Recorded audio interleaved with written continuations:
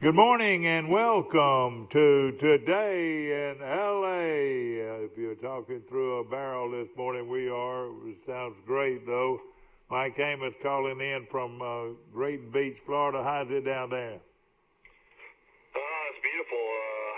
We went to the beach Saturday and Sunday, and actually got a babysitter yesterday because our kids start school this morning, so we're excited about that. So my wife and I decided to celebrate and go to the beach and enjoy some sun and water, and then we're able to walk over to the Red Bar and sit outside. We were responsible and had dinner outside, and then went back to the beach, and it was a good time. It was a Sunday fun day, we call it.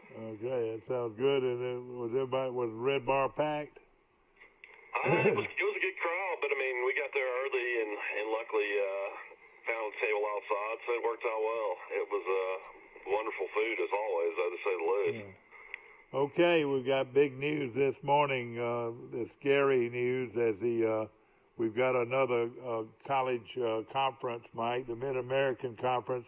Yeah, I never knew the MAC decided not to play football would affect the Power Five. I'm kind of shocked that this has happened, and now, like, pretty much they're saying there's a meeting of the college presidents maybe yesterday or today, and apparently it looks like by the MAC making the decision not to play football, that now the Big Ten looks like they're not going to play in the fall, and I guess it's going to be a domino effect, and we're going to have no college football in the fall, and I guess everything will be moved to the spring, I would guess, but the amount of players that will not play in the spring will just be extraordinary. I mean, Alabama will go from out in Vegas to being maybe Alabama and Ohio State and Clemson as the top favorites to win the national championship to maybe not even in the top 10. Because I would imagine Alabama will lose Waddle, Dylan Moses, DeMonte Smith, Najee Harris, probably Leatherwood, their offensive lineman. I don't think any of these guys that have a chance at a first round, second round grade will play in the spring. It's just too much risk. You know, the SEC. Clemson will not have Trevor Lawrence for sure. Yeah. I mean, it's the biggest news ever. I tell you what, somebody really, really dropped the ball. If they had these kids out there practicing as long as they've been, some of these programs have been practicing for 3 or 4 weeks. That's right. I mean, this is just not fair for the kids at all. It sure isn't. And I see Troy, and I watched Troy this weekend, and I've watched Troy for the last couple of weeks, just working out with no helmet, I mean, now it's full-fledged deal. The bands are practicing, and, they're through their band camp as of this afternoon. I mean, it affects a lot of people. It affects more than anything the entire environment of the school. And I could see, and of course, I was fairly pleased yesterday riding around, seeing a lot of cars, a lot of folks getting in the dorms for the fall semester. I was very impressed with the numbers. It looked pretty good to me. The band numbers are down maybe 25 to 50 people, but they still are going to march close to 300, But again, it turns the whole environment of the college environment around. People are going to realize how important football is to colleges across the country after this is said and done. I could see folks, if we not play football, I could see some kids not going to school. Yeah, I mean, I could see that happening. This also includes basketball, I would think. Oh, man. Would not start either. So and we're loaded. Then of course, your volleyball would not play. Your soccer would not play. I tell you what, you're going to see a lot of programs shut down. Johnny Williams, he'd be a great person to have on today, but you're going to see a lot of 1AA schools, Division II schools. I mean, I know they're talking about playing in the spring, but this could definitely be the end of the NCAA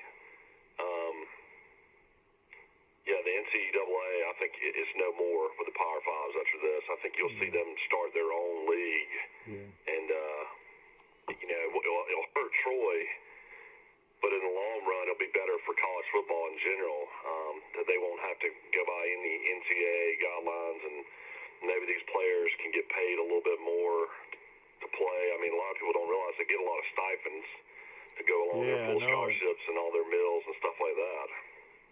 Oh, I would say right now on campus probably 105 to 110 football players. And these are either scholarship players or what we call top walk-on players. And then 10 days, 15 days after the school starts, they'll have another 25 more players coming on campus. I'm going to tell you this, the sorority rush is over at Troy, and they had good numbers, and those kids seem to be excited. Everybody's excited, but these folks that are going to turn down college football, this could be the biggest thing in the history of college sports right here, if they don't play football this fall. Now, I can understand them moving it to November. I could understand maybe moving college football to November, with the knowledge of knowing that we're going to start football in November. And, there's all the players are uniting as far as the players that want to play this season in the fall, and the guy that's heading it up is Trevor Lawrence, the Clemson quarterback, saying we want to play. We're united. We want to play. We want to play football this season, so he's trying to rally all the players throughout the country that do still want to play. And then there's a different group of players that do not want to play and want health insurance, want to be paid. Yeah. So there's all kinds of arguments between players throughout the country. Some want to opt out and not play. Some do want to play. I mean, if you're Clemson and you're Ohio State and you're Alabama right now, you've got to be absolutely sick because those are the teams that a lot of people thought could win it all. Yeah. And it all changes if you go to spring football. We're going to see... football forever would change if you went to spring football, because then you would have so many guys injured and so many guys in a situation where their bodies don't have time to heal for the next season. Yeah. So if you finish in the spring, that means you would probably start off in February, I guess, again. Yeah, that's and right. And you play in March and you go into May. How in the world do they expect these guys to turn around and start practicing again in August? Yeah. I could see the SEC, which their schedule came out on Saturday with the 10-game schedule. I could still see if they wanted to play college football, they could. I mean, you gotta have at least. I mean, I know the Big Ten's wanting to get out, but you got to have the ACC, the Pac-12, and the SEC, and the Big 12 to go together. If you still have 4 Power Fives, I can still see it happening. Yeah.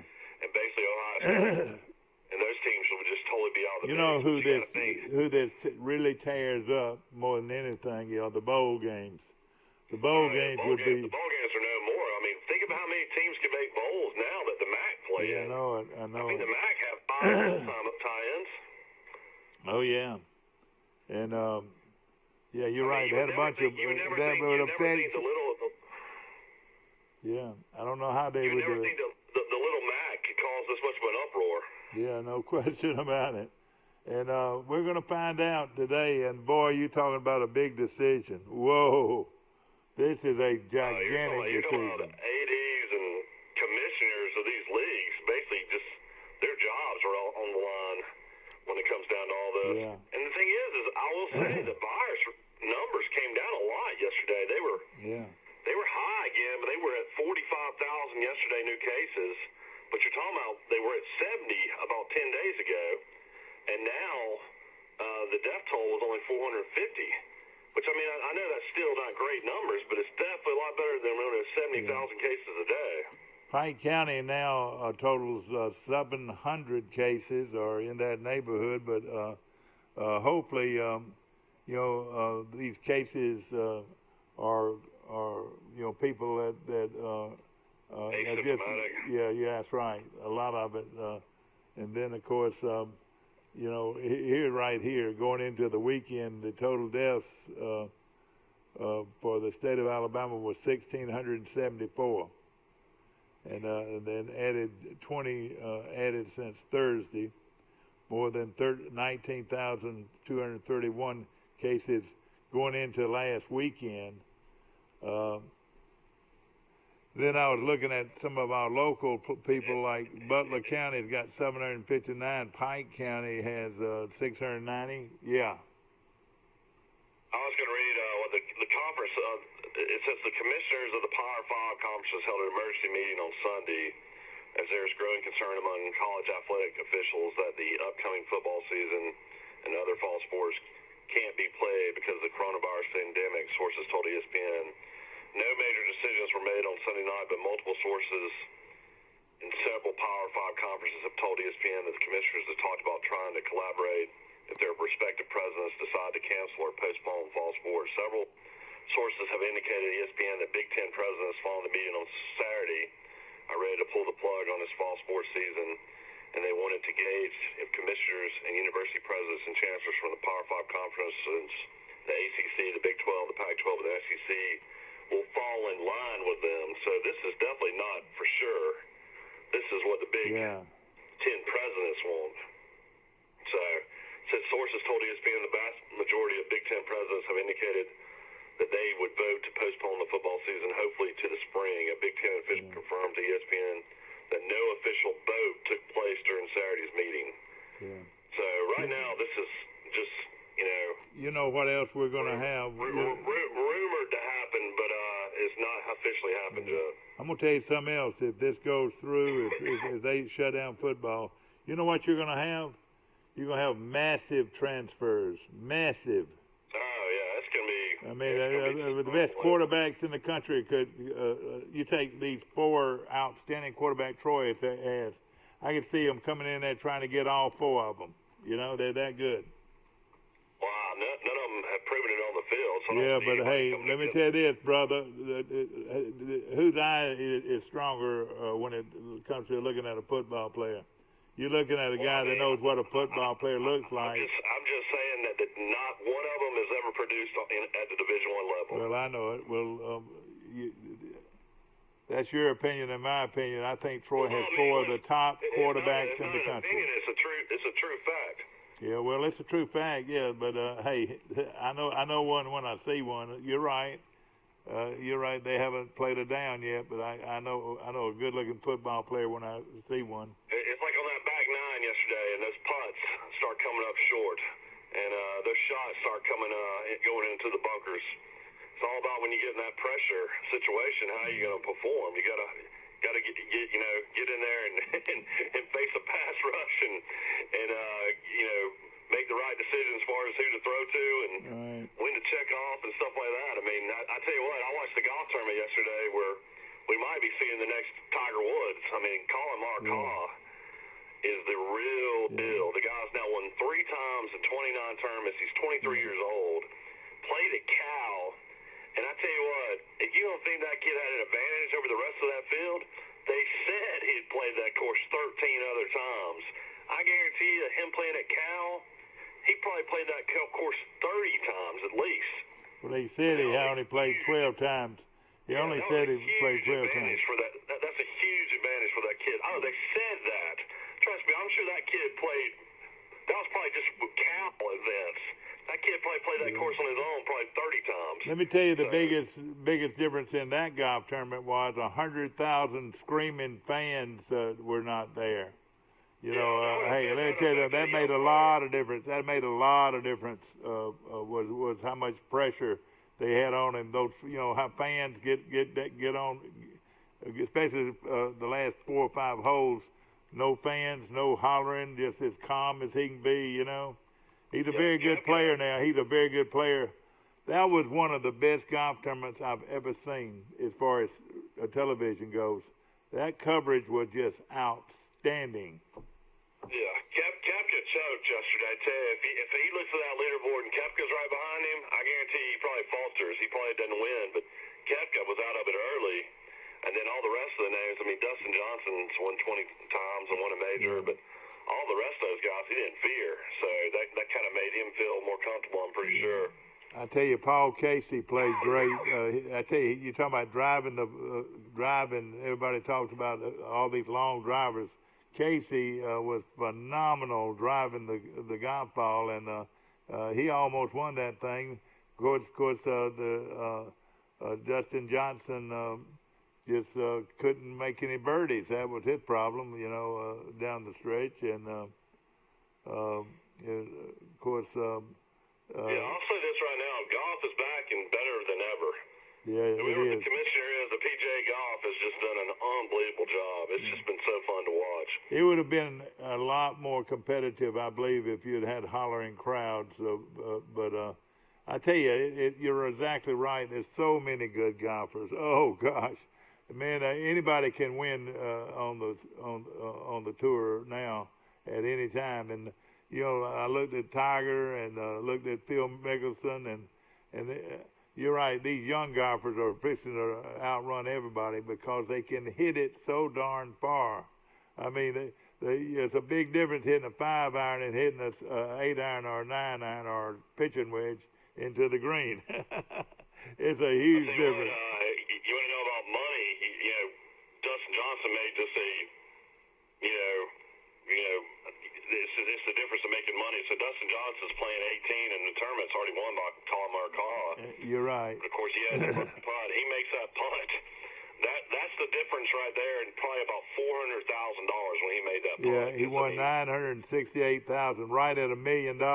You know something about him, and I tell you something about that guy. He's a grown man. One thing, he is a hard-nosed guy. They were making all this fuss over this young man winning the tournament, but Johnson still had a hole to play, and don't you know he was infuriated by the way they weren't even paying any attention to what was going on. There was no way he could win, though. I know there was no way he could win, but at the same time, you know what tickled me? He took a longer look at it than he normally would, but he was just destined for that ball to drop in the hole because they had forgotten all about this last group coming up, and that putt. You know who hated that putt more than anybody was Paul Casey. No telling what he would have won. He would have won well over $1 million. He would have won over $1 million, yeah. Yeah, but Dustin Johnson he's a pro. He is a pro and still a very good player. But this Brian DeChambeau, whatever you call him, he is the most. Have you ever seen a guy play stiff armed? He plays what I call stiff arm. That left arm is as straight as it can be, and he hits the ball like these guys hit it when they're in these driving contests. Did you notice that? He stood way away from the ball. We told the story. He put on 40 pounds of muscle during the coronavirus, and he now leads the tour in driving distance. So basically, he feels like his best way to win is to hit the ball farther than anybody else. So that's kind of he's very awkward looking, and I'm wondering, and I'd like to know this: is there a certain length that you can have your driver? What is it? All of his shafts, his drivers, his irons, everything's the same size. Really? Yeah, he's like a scientific guru. Everything's technical, scientific, the way he approaches golf. But you've watched David Williams, all these long drivers, and you see them just walk up and just like animals and just swing with all they got. But these guys, they swing with all they got and they hit it straight down the middle. That's a big difference, don't you agree? Well, I mean, Andrew Williams in competition hit a ball 408 yards. Oh, I know it. And again, I wonder if there's a certain length that the driver has to be in the PGA golf. I was just wanting to know. It really comes down to the certain loft and club head speed. That's what it's all about now. It's just club head speed. Oh yeah. Actually, that's one thing they look at now more than anything. They were Mickelson's 50 years old and hits at 340 now. Yeah. Oh yeah. And now Funa. The clubs are so the technology through clubs and, these guys that are pros, it's amazing how far everybody hits it now. Tony Funa, he won $400,000. Yeah. Now, his club speed was at 200, which is just unreal. His club speed was over 200 miles per hour. He's 6'5". He's a big old guy. He swings it about as hard as anybody. Yeah, your top 10, you had Mark Haw that won the tournament. He's only 23. You had Paul Casey and Dustin Johnson tied for second. Matthew Wolf, who's another phenomenal young player. He's like 21. Tied for fourth with Jason Day, Tony Finau, Bryson DeChambeau, and then Scotty Scheffler, another young player out of Texas. I think he's 23, 24. Then Justin Rose was ninth. Xander Schauffele was 10th. Joe Delman was 10th. Cameron Champ was 10th. So that's your top 10 yesterday. Yeah. Tiger played his best round of the day yesterday. I think he was 3 under. A player that I was really impressed with was Daniel Berger. And if Daniel Berger could have putted, of course, that's easy to say. Whoever could have putted great could have won the tournament. But I've never seen a guy miss so many close putts in my life than this Daniel Berger. He still won right at $200,000 and came out with a 69. But boy, he was. Yeah, him and Koepka were on the same golf team at Florida State. Yeah, isn't that crazy? I know it. You're right, and he's going to be a great player too. This Berger guy, and he won the first tournament when they started back already this year. Yeah, exactly. But just like Mickelson was saying the other day, I don't know if you got to hear. Mickelson was in the box with CBS for an hour on Saturday, and he was talking about the fact that the younger players today. Every time you play in a tournament, every round, somebody's going to go low. And he said, if you don't shoot under par in those first couple of rounds, you don't have a chance anymore. Because these guys can just go so low, and then you got at least 20 guys that can win. Oh yeah. So that's what makes it so difficult now. Yeah. This Scotty Scheffler, Mike, tell me about him. Is he related? Well, they spell it. Yeah, him and Robbie Shelton, the kid from Alabama, from Mobile, were first and second on the Korn Ferry Tour last year. Yeah. And, basically that makes you eligible for the PGA Tour. But he played at Texas and apparently was an All-American golfer at Texas. But, yeah, he looks like he's the real deal. Well, Xander, what's his name? Xander Schauffele. Yeah, see, their names are spelled so closely. You think they were brothers, but they spell their names a little bit different. But both of them are good young players. It's just amazing. I told my wife, she thinks I'm crazy. I just enjoy golf so much. I don't even play it anymore, but I just enjoy it. It's so relaxing. And, I have ESPN Plus, so early in the round, they showed all the pairings of the great players on Thursday and Friday. So on Thursday and Friday, I was able to watch every hole Justin Thomas, Rory McIlroy, and Tiger Woods played. They had just announcers and just coverage for those three players. So I didn't have to watch anybody else play but those three. And that was so enjoyable to watch those guys and interact with their caddies. Justin Thomas at one time, people don't realize, on Saturday was 5 under. And then, Spieth, his playing partner, which is awful. I think he shot +7 that day. And there was no momentum between the two of them, and Thomas ends up only shooting 2 under when it's all said and done. He was 5 under after 8 holes the other day. Yeah. So he had a chance to get back in it, but then he struggled the rest of the tournament. He only finished 1 under. I was wondering where Bubba was. Well, he was 6 from the bottom, along with Spieth and Mickelson. Mickelson doubled 18 yesterday. That's what hurt him. He was going to have a decent round, but he hit the ball in the water on 18. Nobody did that the whole weekend. Oh, really? Bubba Watson went 70, 71, 73, and 70 for 284, which was about, 12, 13, 14 strokes back. How would you like to have been out in San Francisco to watch that tournament, and it'd be 58 degrees. I told my wife I would do anything for 58 degrees right now. That was a beautiful, beautiful setting. But now, you know what's so unreal? Where they were playing golf, you could hardly see 10 foot in front of you, and then 10 miles down the road, you got bright sunshine, people laying on the beach.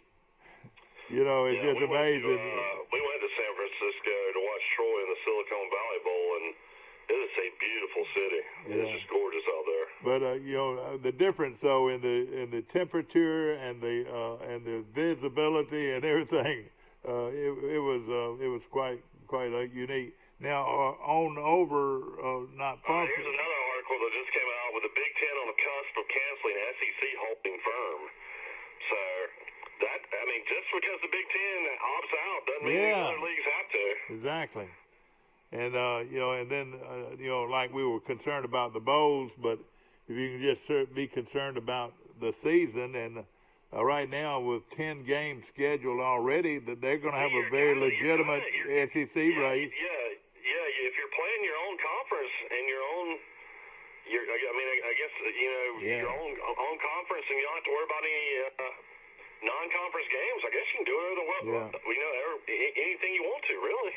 I've got a feeling that the ACC is going to stay put too. If the ACC, I got a feeling the ACC, the SEC, and the Big 12's been right on line with the SEC and ACC. So I think you'll have at least 3 play, and you might see the Pac-12 and Ohio State not play. Now, how you determine a national championship if 2 of those leagues play in the spring and 3 of them play in the fall, that's probably going to be the hardest thing to figure out. It is a Monday, ladies and gentlemen, and school starts here at Troy University. Where's Rice at today? Is he off this week? Rice on football is a no-show right now, but they've got school starting and all that. Want to mention Troy University does open their doors and their classrooms on Wednesday. Like I said, a lot of folks were here this weekend to help move in these new freshmen, and I was pretty impressed with the numbers, Mike. They look pretty good, and of course that was just freshmen and transfers pretty much that were here this past weekend, and now the rest of the student body will be coming in here. And I don't know if they're going to do it by computer. I don't know how they plan on doing it, but they're going to start school on time, which I love. Yeah, also big news on salaries. Who do you think's the highest paid assistant coach now in college football? The offensive coordinator at Alabama. Yeah, Steve Sarkisian now, this is unbelievable, is going from $1.65 million to $2.5 million. Oh, gosh. As offensive coordinator. Oh, gosh. Where's that worm? Do you realize how much more money he makes than any non-Power 5 head coach? And what makes him so great? How much money he makes compared to some probably Power 5 coaches. The guy at Troy could do the same job. What with his talent? I mean, what makes him worth that kind of money? Well, he turned down the Colorado job in the off season, and then he turned down, I think, the Mississippi State job. So he was a hot commodity. But it just tells you what kind of money is at the University of Alabama, that they can pay their offensive coordinator. That kind of money is incredible. Oh, yeah. No question about it. I mean, do you realize Chip Lindsey probably makes about $750. He probably makes what Neil Brown made. And then the rest of his staff, I mean, he probably makes as much as the whole Troy staff. Yeah. I mean, that's just crazy to think about. Yeah, no question about it. Of course, a lot of things going on this morning, ladies and gentlemen, on this Monday, August the 10th, and as we are excited about we school. We talked about the biggest news of it all. You know, the SEC,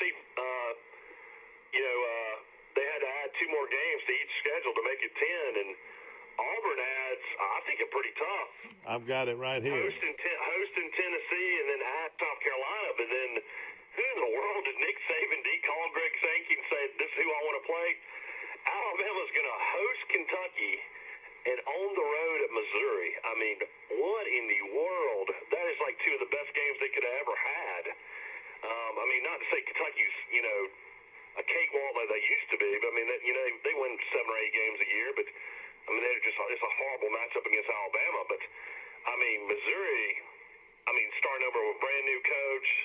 I mean, that's a game Alabama will probably win by 4 or 5 touchdowns. But I mean, everybody was saying they're going to play Florida, and I was just thinking to myself, man, that could be a loss. And they did not have to play Florida. No, they don't have to play Florida. They've got it made. That should be against the. All right, so they're other than their regular schedule, they have Kentucky at home or on the road. No, they host Kentucky and they're at Missouri. At Missouri, boy, they did get away pretty easy. Of course, the rest of their schedule is Alabama goes up against Kentucky on the 27th of September. Is that right? Yeah, I believe that's right. Followed by Georgia. Now, let me know which one's on the road. Georgia's at home in Tuscaloosa. Is that right? Yeah. Then goes Mississippi State. That's in Starkville. Is that right? See, it doesn't tell you which ones are. Yeah. Oh, yeah, that's right. Some of these games are still to be announced. I see it now. The home games, they'll have home games with Kentucky, Georgia, Mississippi State, Texas A&M, and Auburn. Times and dates, yeah, is what they're still working on. Yeah, but those were the 5 home games for you guys that have season tickets: Kentucky, Georgia, Mississippi State, Texas A&M, and Auburn at home. On the road at Missouri, on the road. This is not real tough until you get to the final 2. Missouri, Ole Miss, and Arkansas on the road. And then Tennessee's been added on the road, and LSU. So the LSU Tennessee game's going to be tough for Alabama. And, of course, I would think the Georgia-Auburn game would be tough at home. So their schedule's not so easy. I mean, they've got to win some good games to win the conference. Yeah, Georgia picked up at Arkansas and then versus Mississippi State at home. So that's not too bad for them either. The loser is definitely Arkansas. Arkansas is going to be at Florida and Georgia at home. Yeah. I mean, how in the world? I mean, that really is unbelievable. So that means now Arkansas will play Florida, Georgia, LSU, Alabama, Texas A&M, and Auburn. That's got to be the toughest schedule in the nation. Our plan director said, we already own the nation's strongest 2020 football schedule. With these additions to our SEC-only schedule, we now own the most challenging schedule in the history of college football. Probably so. I mean, and Arkansas's got a first-year coach that's never been a head coach. It's going to be brutal. Yeah. You know who's got a pretty... Missouri got it bad, too. They're hosting Alabama. Oh, my goodness. They're hosting Alabama, and they're at LSU. So those are the 2 games they got. So Arkansas and Missouri got no favors. No question about it. But I cannot believe that. That Arkansas schedule's unbelievable. I don't know how Arkansas win 2 games. Yeah. You know what I was wondering why this doesn't happen. You would think that the SEC would play some Thursday night games, but I haven't seen any of that. I mean, you definitely could do it this year because you don't have to worry about the fans. That's what I'm saying, yeah. Mm-hmm. I was wondering about that.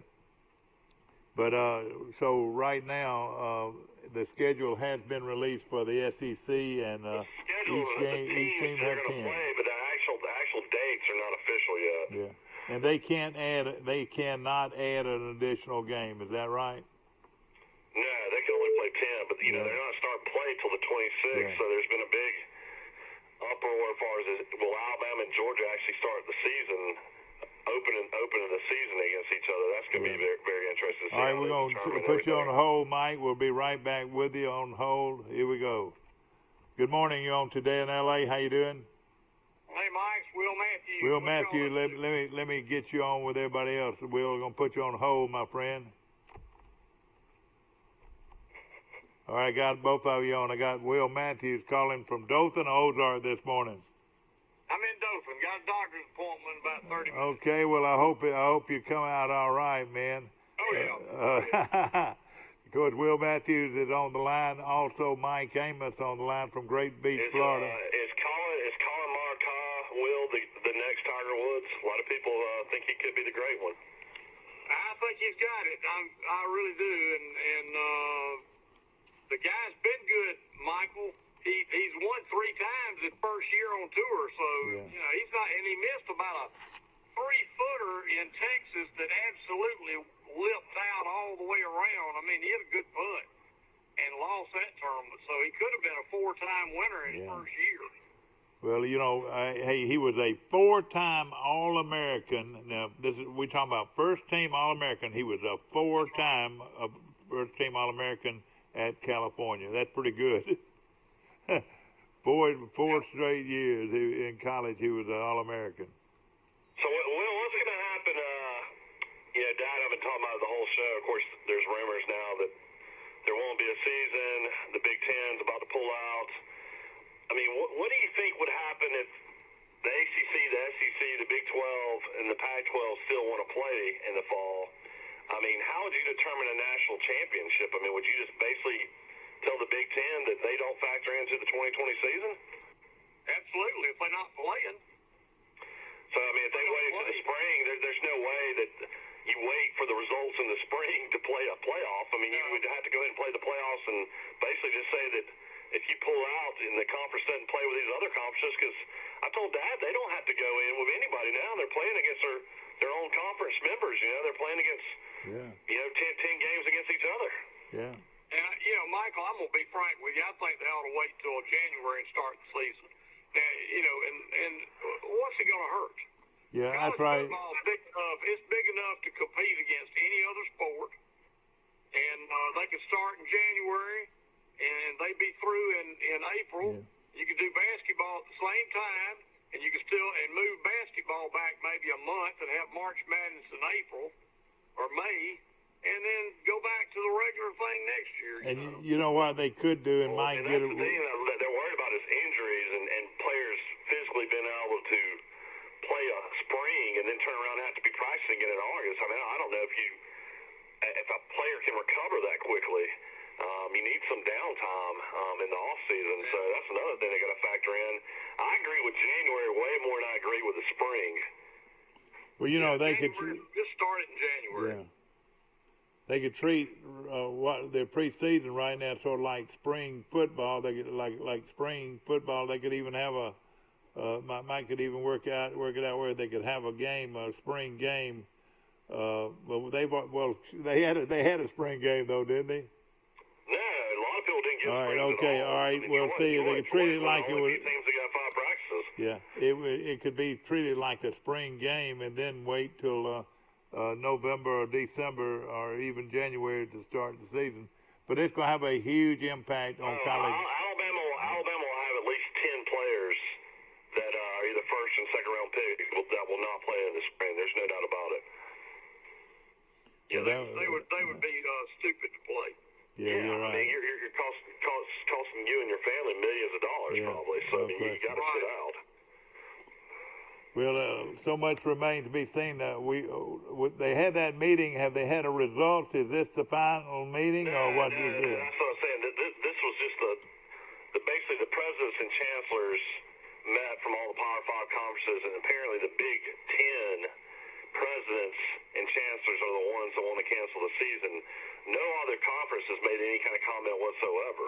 Yeah. So basically, this is coming off what the MAC decided not to play, which is a non-Power 5 conference, decided they're going to wait till the spring. And apparently that triggered something with the Big Ten that they decided they feel like they don't want to play. So it's going to be very interesting to see what happens today and tomorrow. Yeah. You would think the Big Ten... As a lawyer, Will, I mean, don't you think there's a lot of risk with these universities, with these college athletes?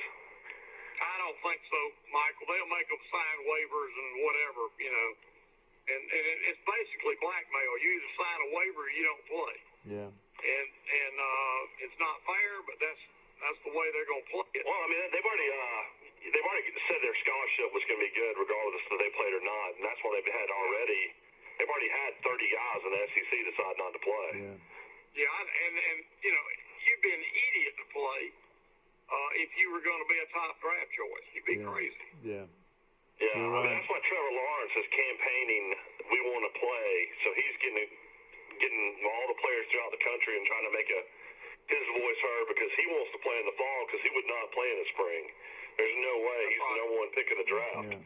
So, going to be real interesting to see what happens. But I told Dad, I was like, how in the world can you have all these guys out there practicing? Some of them have been practicing since July.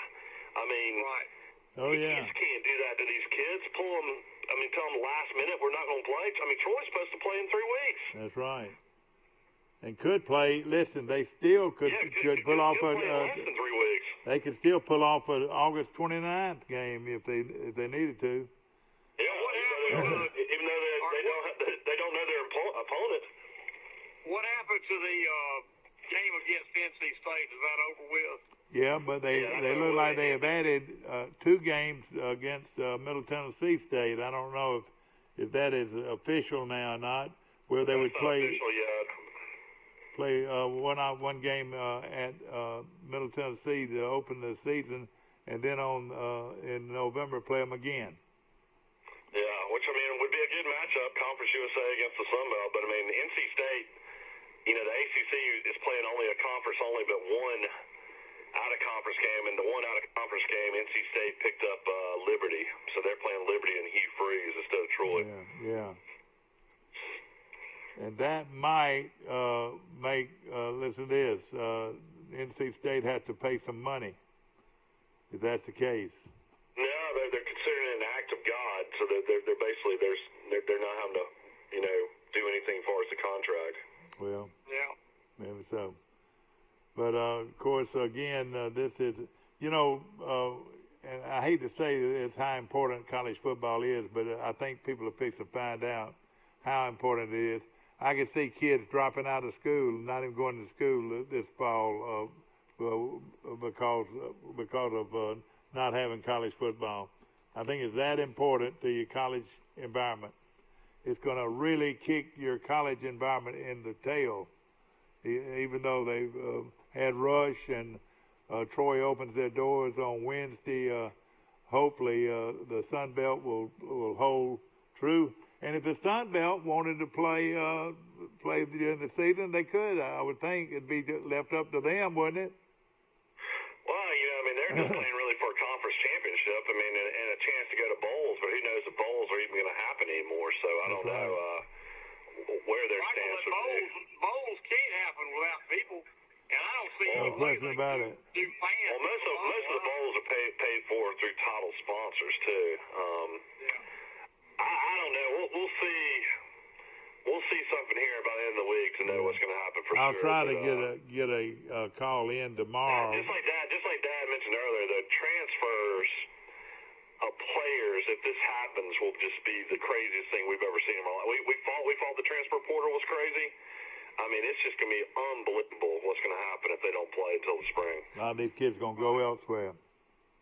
You're right, no question about it. It could change the complex of a total program, no question about it. Will, you're a golfer. You played at Vanderbilt. You've been playing golf all your life. You would know more than most. But have you ever seen so many good players on the PGA Tour than we have right now? It's just unbelievable.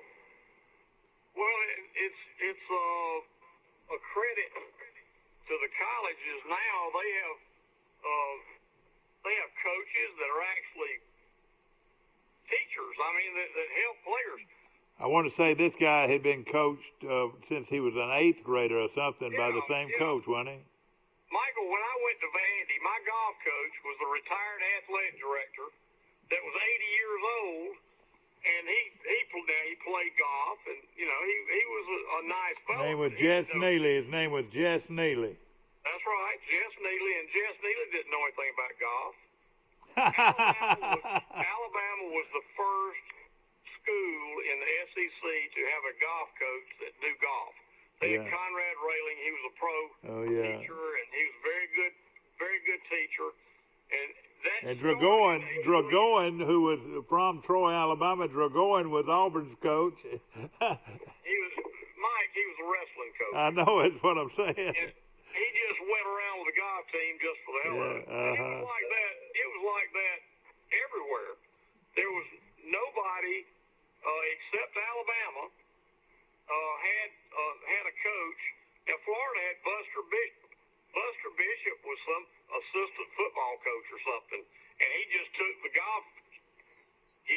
chances of something to get him a little extra money. Yeah. Who is this? He had some great teams at Georgia. Who is Cameron? Who is Cameron Champ? That's what I want to know. And he's already won 2 times. And he's like 24. Well, you know what? And he probably don't weigh 180 pounds, and he can outdrive everybody on the tour. And he's an African American player too. No, not him. Now you thinking about Fanau? Fanau is from Hawaii, that area. He's a Samoan. Cameron Champ is mixed. Yeah. I didn't know that. I didn't realize that. Yeah. Oh yeah. I know this. He's a heck of a player. Good player. Very good. But and like you said, it's just so many of them. Old Patrick Reed, bless his heart, he shot 68, 69, and 66. But one day he shot a 70, and he was out of it. Oh gosh. Yeah, I mean, Justin Thomas was the shocker to me, coming off winning in Memphis. I thought that he would definitely compete, and I think he tied for 37th. He could never play consistent golf. I mean, I don't know how many double bogeys. I think he had at least 5 or 6 double bogeys in those 4 rounds, which is unheard of. Well, how did he? Thomas end up winning $45,000, and he went 71, 70, 68, and 70. You would think that would be pretty good golf, but wasn't enough to win. Tiger was right behind him or tied with him with the same score, and he was 1 under. Both those guys were 1 under. I was surprised that the rough was that tough for a PGA. Usually the PGA are like 18 under, 20 under sometimes. They're usually the easier of the majors, but it seemed like they tried to make it a little bit harder. Didn't you think, Will? Michael, that course is very short. And if they didn't have rough, it would just be they'd shoot absolute zero on it. That course also had no bunkers, really, in the fairways, and that was to their advantage as well. The only time you really had a lot of bunkers was on 18. Well, let me tell you a thing about the bunkers, Will, and you know more about this than I do. But what they said, it wasn't a real lot of dirt in the bunkers. Why did they do that on purpose or what? Well, it's a public course. That's I don't know. I mean, what I'm saying, normally, and you think about it, when they hit it out of the trap, you didn't ever see a lot of sand go up in the air. You remember that? Think about it. Yeah. And it was a much harder surface in their bunkers than were your normal bunkers. I know. Hey, what's the rule now? Well, I heard on the telecast they changed the rule now where you can ground your club. Like Mickelson was hitting off the green. I mean, he was on grass, but they said now you can ground your club, and it makes it easier for the golfer as far as decision making, and basically it doesn't take up as much time. I don't think anybody realizes with no fans. I was watching the pairings with Spieth and Thomas playing. I mean, they were just flying around that course. I mean, it was amazing how quick they were finishing rounds. Yeah. Yeah. Well, let me answer this. Will, we had this question about all these guys like Bryson DeChambeau. Looks like he's is playing in one of these long driving contests. Is there a certain requirement on how long a driver can be? No. You can have if you can hit it, you can have a driver 52 inches long. Well, you look like the Shambo. Have you ever seen a guy as stiff a swing in your life as he's got? Well, every club in his bag is the same length, except his driver. All his clubs, even a wedge, is the same length. What does he do? Does he choke up, or what does he do? I don't see how he does it. I guess the loft of the club, it makes the difference. But doesn't he look like a long driver out there? I mean, like he attacks the ball like a long driver contest. He kills the ball off the tee. I mean, there's no question about that. And he putts the same way. He putts with his arm real stiff looking. The left arm is completely stiff when he putts. He had a good day. He shot 66. Yeah. Yep. Pretty good. Really, Michael, he had it going in both at 8 and 9 in a row, or he's in the middle of it. You know? Yeah, I mean, that's what I told Dad. I said, you watched the very end, and Mark Carr has already won the tournament, but then Dustin Johnson birdies 18, and that's the difference in about $300,000 or $400,000 for Dustin Johnson. Johnson get for second tie? They both got 968,000. Yeah. All right. What did the next golfer get? There was 400,000. Yeah, there were so many guys that tied at 10 under, so I think they all got 400,000. Yeah. It would have cost. I tell you what, that putt he made on the last hole made him $500,000. Yeah, I knew it. Yeah. And you know, I was saying, and he looked like he was real upset because after Colin, whatever his name is, the guy that won the thing, I can't pronounce it.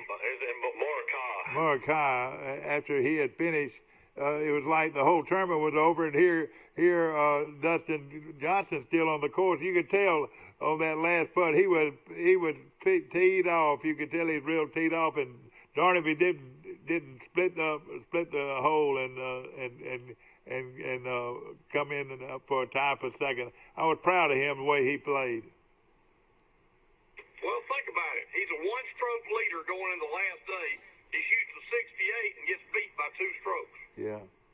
You know. Yeah, I mean, it really, to me, like I told Dad, I mean, there's so many great players now, and there's so many guys that can win. It really makes Tiger winning the Masters last year still just incredible. Yeah. At his age to win the Masters against how great these players are now. Jason Day hung in there real well and played very good, but I think the days of even Jason Day and Justin Rose and Mickelson and those guys, I think they're gone. I don't think you'll ever see them win another tournament. I really don't. Mike Mickelson came in second last week at Memphis. Yeah, I know. He played great. I think Mickelson still got the game. If on the right course, Mickelson can win. Yeah. Mickelson's very, I mean, for his age to be 50, I mean, they say putting is usually the first thing you lose, and he's still a pretty good putter. But he hits the ball a mile, too. Yeah, I think his putting is the worst part of his game. He hits it almost 320 off the tees. Yeah. Now, he went to that claw grip, and you don't see him miss 5 to 7 footers near as much as he used to. He's got a lot better putting. I watch him play all the time. I'm gonna tell you something, Mike. Augusta is different than any other tournament. These young kids, they're gonna choke at Augusta. Augusta's different than any other tournament. You gotta have experience to play that course because it's so quirky. I mean, you can hit the ball down the middle of the fairway and not have a good shot at the pin. You know, a lot of times if you're on the left side of the fairway and the pin's on the right, you know, you have a lot better shot than if you're in the center of the fairway. Yeah. And the guys like Tiger and Phil and you know, they know, you know, Tiger won. Michael is right. Tiger won last year, but just think about this. On number 12, Koepka's tied for the lead, hits it in the water. Finau is tied for the lead, hits it in the water. The guy from Italy, whatever his name was. Dad's favorite player, Francesco Molinari. Yeah. Those guys are tied. They're tied for the lead, and all 3 of them hit it in the water and make double bogey. You know what Tiger does? He plays away from the pin, way to the left side of the green, gets a 40-footer and 2 putts for his par, and he picked up 2 strokes on all 3 of them. You know who? What do you think Augusta will be like in November? That's going to be a lot different conditions, wouldn't it be? Michael, they could absolutely destroy Augusta in November. There will be it's normally in April, so I mean, in November it could be, you know, it could go. It depends on the weather, but if the weather's really cold, it could be like the year Zach Johnson won Augusta with 2 over par, won the tournament. Yeah. You know, when he won it, that was a fluke. But you're right. The day of the old guard is no longer there. McIlroy looked very, very ordinary out there. He didn't play very well, I didn't think. McIlroy hadn't won a major since 2014. Yeah, I know it. McIlroy was in the running though and took a triple bogey on the hole. He was like 4 under for the day and making his move on the second day, and then he took a triple bogey. You know. You know, everybody's talking about California. How many California golfers were in this thing? They one of the top programs in the country. I mean, they're definitely an elite program, Cal is. I mean, but I don't know how many Cal Berkeley guys were in the tournament yesterday. All right, say you went to Cal Berkeley and Mark Kyle went to Cal. Spieth went to Texas, Alabama. Justin Thomas went to Alabama. You have Mickelson's Arizona State guys. Arizona State's always had a great program. Tiger went to Stanford. Stanford's always been a great program. Scheffler went to Texas. That played well yesterday. I think Finau went to BYU. Yeah, he's from Salt Lake City. You're exactly right, Mike. I tell you what, Mike, you're brilliant to be able to know all this by heart. Yeah, Keep going. I was reading an article. So the Players Unite. So this is headed up by Trevor Lawrence. So Trevor Lawrence is one. We jumped back over to football now. He's one to play in the fall. But I was just reading this article. So that means Trevor Lawrence was on a Zoom call yesterday with Najee Harris from Alabama, Justin Fields from Ohio State, Chuba Hubbard, the guy who rushed for 2,000 yards at Oklahoma State, Oregon's Penny Sewell, 3 players from Utah, 3 players from Washington State, 3 players from Michigan. Yeah. This is gonna be the craziest thing ever. If these guys aren't able to play after practicing. Yeah, no question about it. No question about it. And we got our fingers crossed this morning, ladies and gentlemen, on college football. And the total, huge atmosphere will be lost this fall if you don't have college football. Thank goodness you're going to have pro football, and it looks like you're going to have high school football, I guess. What do you think, Will? You think we'll have high school football? Oh, yeah, they're going to play high school. And so at least we've got that, you know. Well, Vegas is going to be in an uproar if there's no college football. Ladies and gentlemen, see you. Yeah, you take care, my friend. Okay, we're going to take a short break. Take a short break. And, of course, this show is brought to you by Premier Dodge, Chrysler, Jeep, and Ram trucks on the bypass. Right now, Jason and the crew out there have got a sale going on that will knock your socks off. Remember, nobody beats a Premier deal, nobody, and we appreciate them and all of our sponsors. Pond Stalker, one of our new sponsors, we appreciate them. And also Sunny South on the bypass right here, not only for the best prices on gasoline, but the best breakfast in town is Sunny South. We'll be back right after this. Have you seen an increase in your insurance premiums or significant change in your insurance coverage? Let Sandbeck Insurance offer you a better plan to suit your business or personal needs. Sandbeck Insurance offers many lines of insurance, whether it's home, farm, or auto insurance, work comp, business, or health and life policies. Sandbeck is here for you. Call or visit our Troy, Enterprise, or Andalusia office today. Sandbeck Insurance, where we take pride in taking care of your insurance needs. At the Piggly Wiggly, we proudly support our local farmers and bring you the best they have to offer, all at cost plus 10%. When you shop local, you reinvest in your community. Remember, buy local, shop local. Piggly Wiggly, local since forever. A personal touch, a high level of trust. Whether it's checking and savings accounts, personal or business loans, or our local friendly service. That's what Troy Bank and Trust customers expect. But now we offer more. Free identity theft protection for our new and existing customers, protecting your family's time, money, and good name from identity theft. Because protecting your identity is now a big part of our identity. Trojan Auto Parts of Troy, home of Napa Know-How. Stop by and see owners Mike and Melissa Kilcrease and their Napa Know-How team with over 100 years of combined experience. We're the only locally owned parts store in Pike County, and we're fully stocked and ready to serve you.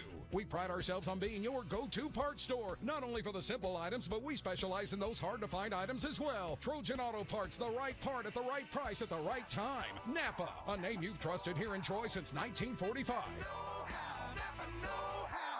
Hey, at Bill Jackson Chevrolet in Troy, we've been doing business the right way for 31 years. But don't take our word for it. We feel our customers express it the best. Been honest in everything we've discussed with them. When they say Jackson Satisfaction, they really mean it. The Jackson Satisfaction. Need to get him like a little scooter. Now, here we go. Back to our show, ladies and gentlemen, brought to you by Troy Bank and Trust Company, the only bank you'll ever need. Mike, give me a starting lineup for Troy Bank and Trust Company. Let's see. You got First National Bank of Troy Brundage is merged. So that's two more locations. They had one in Troy, one in Brundage, and then you already had another Troy Bank and Trust location in Brundage. Okay.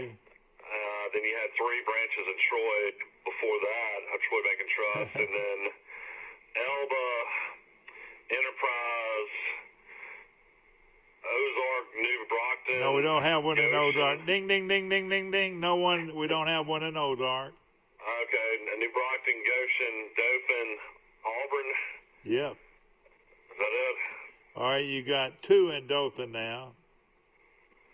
And then, of course, that gives you 13. I think they have like around 13 or 14 branches now. 13 branches are locations of Troy Bank and Trust Company. Of course, the three locations are right here in Troy with First National Bank of Brundage merging with Troy Bank and Trust Company to make Troy Bank and Trust Company one of the very few billion-dollar banks in Alabama. And we appreciate Jeff Kerbin and that great staff for growing with the area, and we appreciate them very much. Trojan Auto Parts, Mike Gilcrease, one of the best places to buy auto parts you'll find anywhere.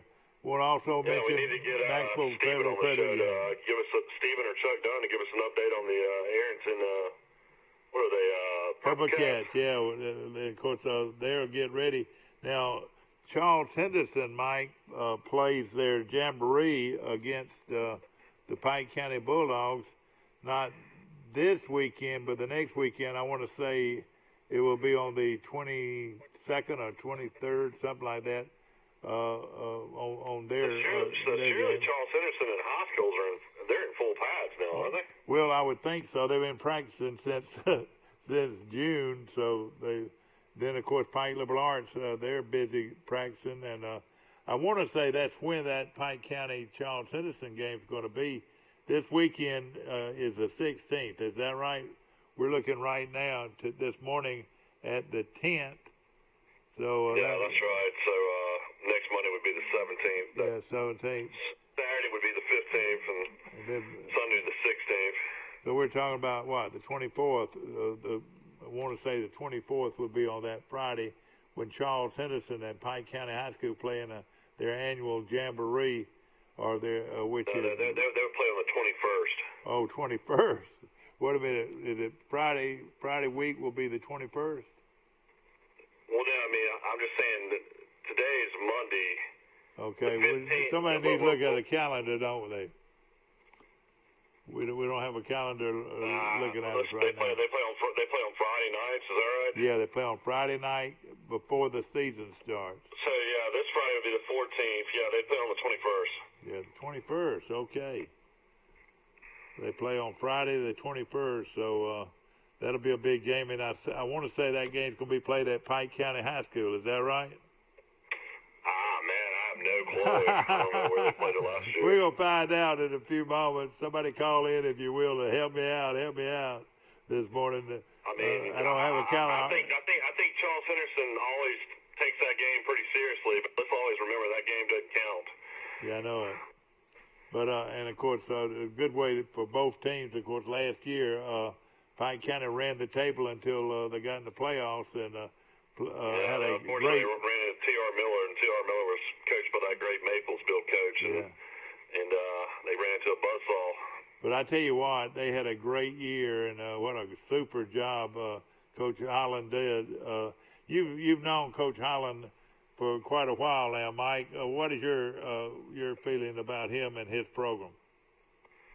I mean, he's definitely the man. There's no doubt about it. I mean, those kids are the most well-disciplined kids I've ever run around. I know it. Around athletics. I know it. And working for a business out of Tuscaloosa, and he's definitely a no-nonsense guy. I mean, he's one of those type guys that the players respect, and there's not to be any goofing off, and it's a serious business. Oh, it is. Pike County football is, and he's a lot like a Nick Saban. He's a guy that gets the ultimate respect, and when it comes down to it, they play hard for him. And I tell you what, I would love for him to have a state championship ring as a head coach. He definitely deserves it. He's been there a long time and has won a lot of rings, under Grant. But it's just a matter of time. If he ever gets, I'd say, another extra 5 guys out, can get those numbers around 25 to 30 instead of like around the 20 range. If he ever has 30 players, there's no doubt he'll win it all. But you know what? They run the football. They control the football. This team is coached by Fred Holland, but it looks so much like Wayne Grant's teams, and of course that's where Holland learned to coach pretty much under Wayne Grant, and what an outstanding coach Coach Holland has been since he's been the head coach at Pike County High School, and they run the football team. He struggled in the playoffs, but other than that, his regular season record's incredible. And something that I always said about why Wayne Grant was good is because he had great patience. Well, Fred Holland's the same kind of coach. He had a great patience. He's sitting there running and getting 3 and 4 yards every play, and the coach across the field says, "When are we gonna get the football? Come on, when are we gonna get the football?" Well, I'd love to see some kind of stat that would say how many minutes Pike County holds the ball compared to the opposition each game. Wouldn't you say probably 60% at least? Wouldn't you say? Yeah, for his time of possession. Yeah, time of possession means a lot, and that's the way he coaches, and with a lot of patience, he's not in a hurry to do anything, but he's gonna ram it down your gut over and over and over until you stop him, and that's the way Pike County High School will have another great team. In my opinion, this Pike County team might be as good or better than last year's. They're much more experienced. They've got a big offensive line. They've got great running backs. Look out for the Pike County Bulldogs in Class 3A. They're tough. Yeah, I never thought I'd see a day where Goshen and Pike County would be both 3As. And I tell you what, another outstanding coach, Mike. That you look at Goshen. I bet there are very few 2A. Well, they're 3A now, but when they were 2A, very few had near the numbers that Goshen had. He makes the game fun. A lot of kids want to play for him, and Coach Snyder at Goshen High School is one of the top coaches in this part of the country, and we appreciate what he does for Goshen High School football, and they'll be teeing it up before we know. Of course, I want to remind you. Yeah, I mean, it's going to be interesting to see them make that jump. That's some really big programs in 3A. Oh yeah, no question. They were in a battle in 2A though with Goshen, and Goshen, Luverne, and Highland Home right there together, and then you threw in Arrington, and I mean, shoot, the kid, Skipper Bill was great. Yeah, the Long High School, Long was really good. I mean, 2A was just brutal in that area. No question about it. Of course, we're excited about football, and of course, this weekend at the stadium, they've got the annual fundraiser that Troy, Football Appreciation Night, $10,000 giveaway. That's right, $10,000 giveaway, and of course, we used to call it. You think they're gonna have to cancel that if they cancel football season? I don't know. I don't know. I would think they need to have this fundraiser before they cancel the season because they might want to have it anyway because they're probably gonna need more money now than ever. Yeah, it raises close to $4,000. Well, to raise over $30,000 for the program, and some lucky person will win $10,000. It's a wonderful way to start football at Troy University. Not only will you meet the coaches and the players, not the players, but the coaches and all the people associated with Troy football, but you also have a great party and wonderful food, and it's just a can't miss opportunity for you.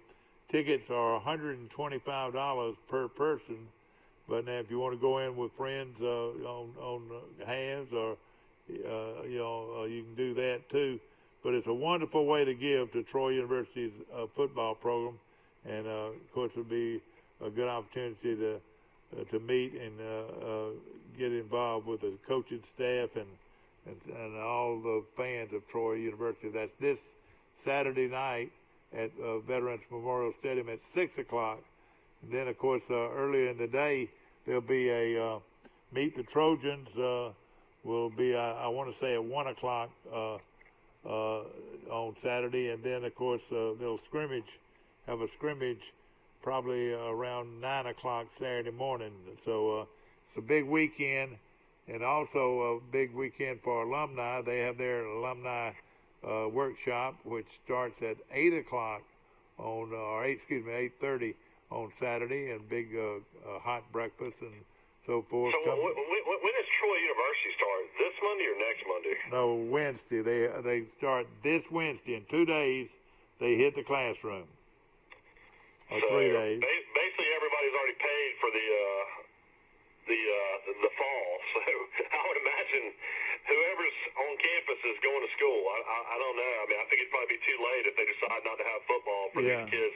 You know, I looked at the band. To get their money back, I would imagine they're in school now. Yeah.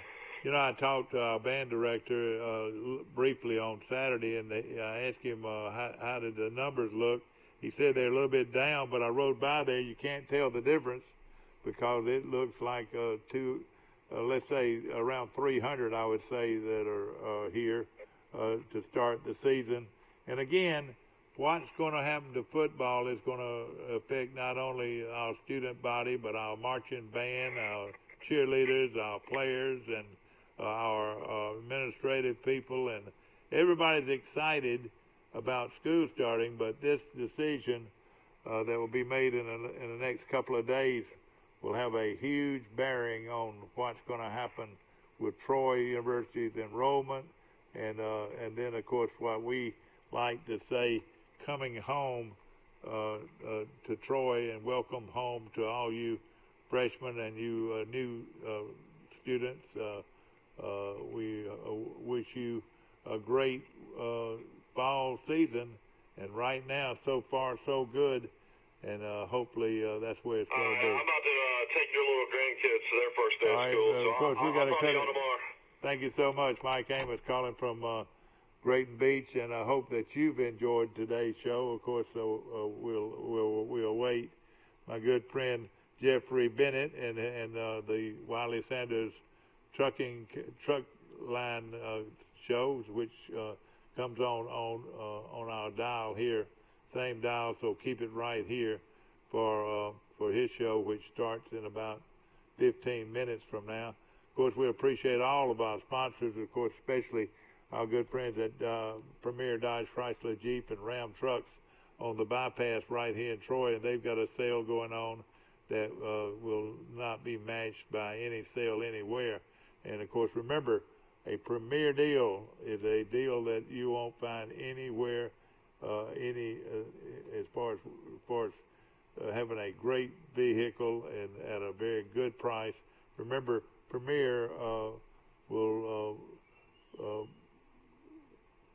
beat anybody's deal anywhere. And you go up to Jason today and say, hey, can you beat this price on a Dodge Chrysler Jeep or Ram truck?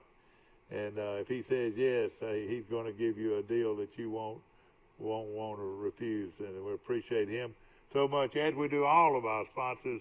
And I hope that you have a great day today, and we'll see you tomorrow bright and early for Today in LA. Have you seen an increase